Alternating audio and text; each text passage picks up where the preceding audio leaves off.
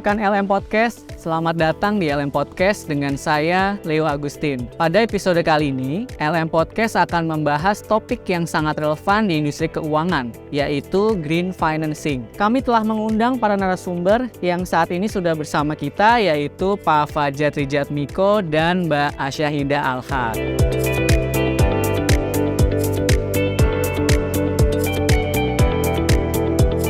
Mungkin pertama-tama saya ke Pak Fajar dulu ya. Sebenarnya konsep green financing itu seperti apa ya Pak? Ya, baik. Terima kasih Leo. Jadi sama dengan financing yang lain, kita bicara pendanaan ya, pembiayaan untuk sebuah proyek. Yang membedakan adalah bahwa untuk green financing ini, proyek yang dibiayai adalah proyek yang memang terkait dengan kelestarian lingkungan, dengan pemanfaatan sumber daya energi yang baru dan juga terbarukan, serta juga bagaimana upaya dari sebuah perusahaan atau negara dalam melakukan konservasi ataupun efisiensi energi yang ada di perusahaan ataupun di negara tersebut.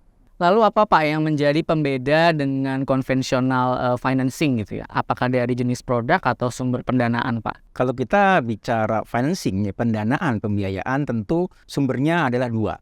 Yang pertama itu dari utang, ya, dan yang kedua adalah dari saham. Pada saat kriteria sebuah lembaga institusi investor dalam dia menginvestasikan uangnya, itu kalau kita bicara yang konvensional murni adalah bisnis, di mana kemudian yang dilihat adalah kemampuan dalam mengembalikan pendanaan tadi, ya, tentunya returnnya, ya, atau tingkat suku bunganya sesuai dengan yang diharapkan, dan yang kedua adalah tingkat risikonya. Sedangkan untuk yang green financing ini ada satu faktor yang tentunya sangat penting, ya, tidak bisa dilepaskan, yaitu proyek yang didanai. Ya, bagaimana kemudian uangnya ini benar-benar digunakan untuk membiayai proyek, misalkan energi baru dan terbarukan, konservasi energi, pelestarian lingkungan, ataupun yang terkait dengan sustainability, dan juga pada saat proses pendanaannya tadi, tentunya ada pengawasan. Kalau kita bicara konvensional, yang diawasi adalah bahwa uang ini benar-benar digunakan untuk proyek tersebut.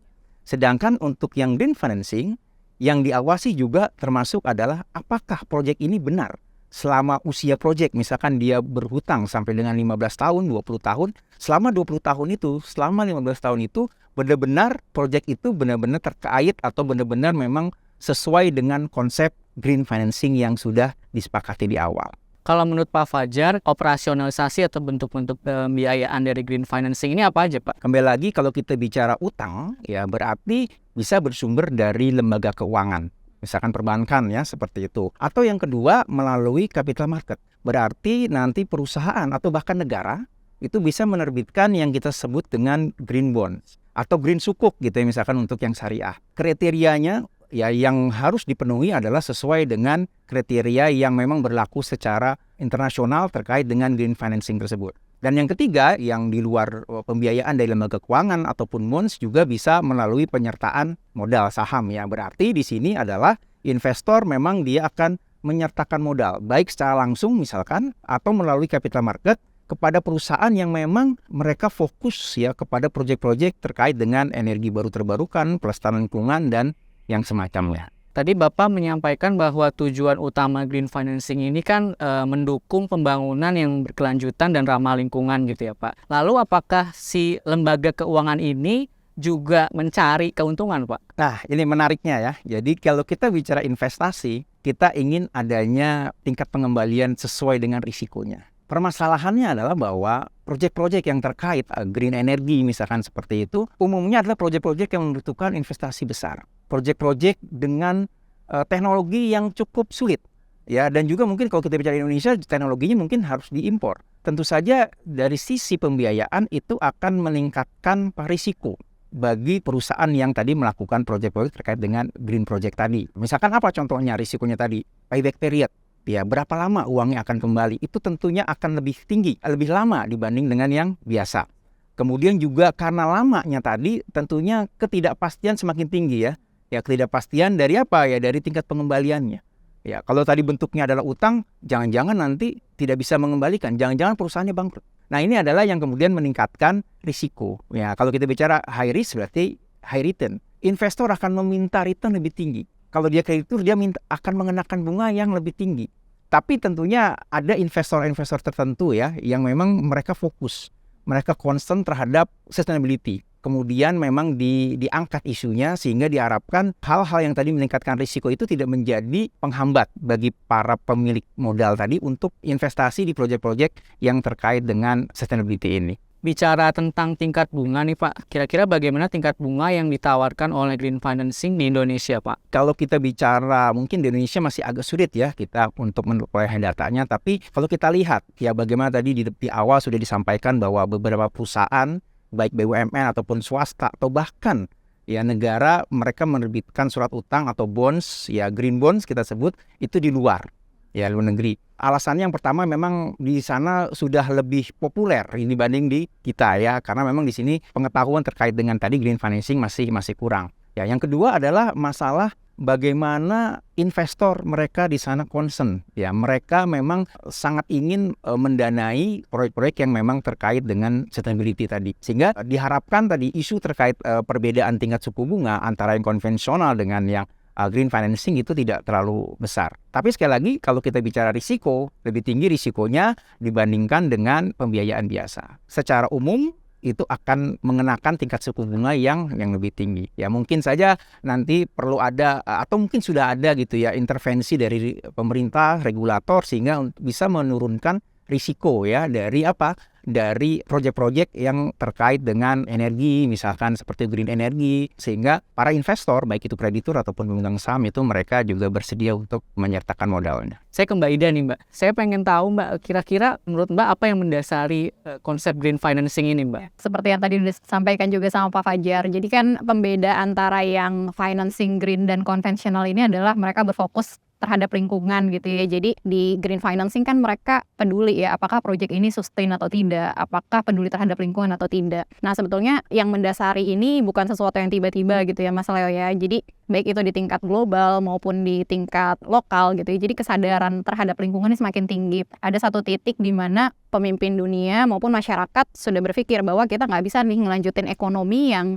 basisnya tuh merusak lingkungan gitu ya. Kita nggak bisa sustain nih kalau cara kita terus-terusan kayak gini gitu. Jadi kita harus cari cara di mana kita menghidupkan ekonomi tapi tetap sejalan sama lingkungan gitu ya. Jadi kita tetap memperhatikan isu-isu lingkungan. Jadi utamanya yang mendorong green financing tentu aja timbulnya kesadaran ya terhadap lingkungan ya bahwa ekonomi sama merusak lingkungan tuh nggak bisa terus-terusan berjalan barengan ya. Harus tetap memperhatikan aspek-aspek sustainabilitas tadi gitu. Jadi kesadaran lingkungan, kemudian permintaan juga dari konsumen gitu ya untuk kesadaran lingkungan semakin besar. Kemudian juga ada regulasi-regulasi pemerintah nih yang semakin ketat dalam mengatur terkait dengan aspek lingkungan ini gitu ya. Di samping memang secara umum ya semua pemain gitu ya baik itu perusahaan maupun lembaga pembiayaan gitu ya, mereka merasa berperan bisa melakukan sesuatu nih terhadap lingkungan hidup gitu ya dengan caranya masing-masing, salah satunya melalui pembiayaan yang berbasis lingkungan tadi, seperti itu Mas Leo. Tapi kan selain itu kan namanya juga perusahaan gitu ya, bahkan ingin mencari untung juga. Nah kira-kira keuntungannya buat perusahaan itu apa, kemudian lembaga keuangan, konsumen, pemerintah itu untuk green financing ini apa Mbak? Kayaknya kontraintuitif ya kalau misalkan kita punya project yang berbau green tuh kayaknya nggak ada manfaatnya, nggak ada untungnya gitu ya. Tapi ternyata memang ada beberapa keuntungan ya yang bisa dirasakan oleh semua stakeholder yang ada dalam perekonomian, baik itu si produsen, konsumen gitu ya, pemerintah dan lain-lain. Ada manfaat juga nih yang bisa timbul dari si perusahaan itu menerapkan aspek-aspek yang sifatnya sustainabilitas tadi. Contohnya adalah ternyata ada beberapa penelitian yang menunjukkan bahwa secara operasional mereka bisa lebih efisien Pak, lebih saving di sisi energi, terus mereka juga saving yang lain-lain gitu ya. Secara operasional akhirnya mereka lebih efisien karena efisiensi ini kan didorong ya Pak ya sama perusahaan gitu ya. Dan yang kedua dari sisi perusahaan juga ternyata mereka bisa ningkatin reputasi mereka gitu ya. Kita semua tahu bahwa perusahaan tuh sangat concern terhadap image mereka, terhadap bagaimana konsumen memandang mereka gitu ya, dengan kepedulian mereka yang lebih besar terhadap aspek lingkungan ini. Ternyata image mereka semakin tinggi gitu ya. Terus kemudian dari sisi konsumen juga efisiensi ini juga menjadi salah satu peluang gitu ya. Di samping memang dengan green financing ini juga sejalan dengan pemerintah tadi ya. Jadi dengan adanya ini sebenarnya sudah sejalan Pak dengan target-target gitu ya pemerintah untuk mendorong bagaimana perekonomian itu tumbuh gitu ya secara makro dengan hal-hal yang sejalan dengan lingkungan tadi gitu ya. Lalu kalau bahas tentang pemerintahan gitu ya, kementerian atau lembaga di Indonesia itu yang bertanggung jawab terhadap green financing ini ada di mana, Mbak? Karena ini kita ngomong green financing ya Pak ya, dan itu yang spesifiknya adalah financing gitu. Jadi tentu saja lembaga-lembaga pemerintahan yang berhubungan sama keuangan ya. Contohnya adalah OJK ya Pak ya. Jadi OJK memang ngeluarin sejumlah regulasi, pedoman gitu ya terkait dengan pembiayaan hijau ini. Kemudian yang kedua ada Bank Indonesia gitu. Jadi Bank Indonesia juga memiliki peran Pak untuk mendorong bagaimana bank-bank ini semakin terlibat gitu ya dalam pembiayaan green financing tadi gitu ya Pak ya. Yang ketiga mungkin ada Kementerian Keuangan. Jadi Kementerian Keuangan juga memainkan peran yang signifikan gitu ya, bagaimana sebagai penanggung jawab di aspek keuangan negara bisa mengeluarkan regulasi yang mendorong untuk lebih banyak lagi gitu ya hal-hal yang sifatnya green financing ini. Jadi baik itu melalui insentif fiskal maupun non fiskal gitu ya, dan ada investor, dan yang gak kalah penting sebenarnya ya kita semua ini gitu ya, konsumen, investor yang bisa ikut berperan andil gitu ya dalam ikut berinvestasi dan memiliki literasi yang lebih baik terhadap green financing gitu ya, sehingga bisa bertumbuh dan lebih besar lagi gitu. Kira-kira kondisi green financing di negara kita seperti apa? Dalam kasusnya Indonesia sendiri, sebetulnya green financing itu sebetulnya sesuatu yang baru dibandingkan dengan negara-negara maju lain. Jadi negara-negara maju lain udah memulai lebih dulu. Kalau di case-nya Indonesia itu kita sebenarnya baru start mungkin dari sebelum itu, tapi yang aturan secara formal keluar itu di tahun 2015 atau 2016 gitu. Jadi OJK, BI itu ngeluarin aturan-aturan yang mulai memperkenalkan gitu ya, ini nih pedomannya gitu ya pada tahun-tahun segitu gitu ya. Menariknya setelah itu dikeluarkan, sebetulnya green financing ini dari sisi data gitu ya, volume pembiayaan, proyek-proyek yang terkait dengan green financing dia bertumbuh dari sisi growth. Tapi kalau kita lihat dari sisi volumenya dibandingkan dengan konvensional itu masih jauh banget gitu ya. Kalau kita ngelihat dari pembiayaan aja, misalkan kalau nggak salah tuh total pembiayaan konvensional di tahun 2020 tuh bisa mencapai 5.000 triliun gitu ya. Green financing itu mungkin baru ratusan gitu ya. Kemudian kalau kita ngelihat dari sisi bondnya gitu ya, bondnya juga bond yang konvensional udah ratusan triliun gitu ya. Green bondnya masih puluhan atau belasan triliun gitu. Jadi kita bisa ngelihat kalau dari kacamata makro, dengan kata lain, proyek yang nggak memperhatikan lingkungan atau dibiayai dengan konvensional dengan hanya ngejar yield itu jauh lebih besar dibandingkan dengan proyek-proyek yang memang patuh gitu ya terhadap aspek-aspek lingkungan tadi. Peluangnya untuk berkembang masih sangat besar gitu. Kemudian menurut Mbak, sektor mana aja nih Mbak yang paling banyak dapat porsi dan mungkin paling sedikit nih yang... Karena dia masih berkembang, Mas Leo gitu ya, mungkin di negara-negara lain itu udah ke banyak sektor. Di case-nya Indonesia itu green financing masih majority masuknya ke renewable energy, karena memang fokusnya lebih ke sana, dan di samping memang emisi yang dihasilkan oleh si aspek di bagian energi itu lebih besar gitu ya. Jadi 50% tuh green financing Indonesia ke sektor berhubungan sama energi dan renewable energy gitu ya. Sisanya ada ke properti, infrastruktur gitu ya, sekitar 10 atau 20% gitu ya. Tapi sektor-sektor lain tuh memang masih belum mendapat perhatian sebesar itu, padahal memiliki peluang yang cukup besar ya. Misalkan sektor transportasi, terus yang nggak kalah penting misalkan sektor perkebunan gitu ya Pak ya. Dengan kita punya sawit segitu besar dan juga mendapatkan concern dari Eropa, itu saat ini belum mendapatkan porsi pembiayaan green financing yang besar gitu ya kalau dilihat dari sisi sektornya gitu. Nah ini kan peluang dari sisi research-nya juga dan peluang dari sisi bagaimana bisa mengembangkan gitu sih.